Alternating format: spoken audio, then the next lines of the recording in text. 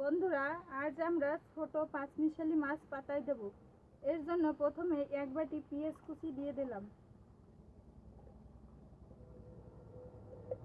এরপরে হলুদের গুঁড়া, মরিচের গুঁড়া। বন্ধুরা, এই ছোট মাছে পেঁয়াজটা একটু বেশি দিতে হয়। প্রথমে পাতায় তেলটা ভালোভাবে মাখিয়ে নেব। মাছটা মাখানো হয়ে গেছে।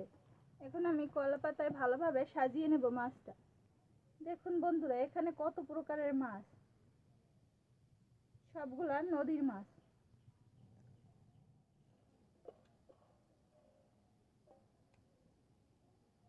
ভালোভাবে মাছগুলো সাজিয়ে দেওয়া হয়ে গেছে।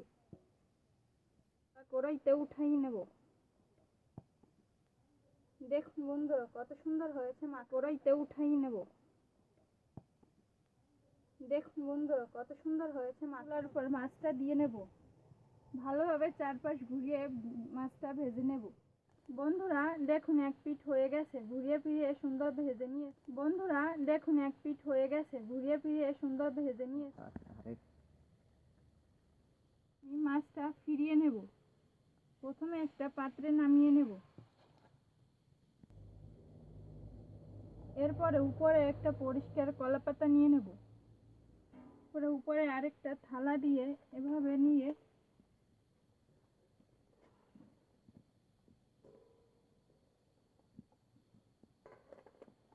এই দেখুন বন্ধুরা, আমি কিভাবে মাছটা ফিরিয়ে নিয়েছি। এখন আমি কলা পাতাটা উঠিয়ে নেব। মাছটা কিরকম ভাজা হয়েছে দেখে নেব। এখন বন্ধুরা, এ পিঠ হয়ে গেছে, এখন আমি আর পিঠ ভেজে নেব।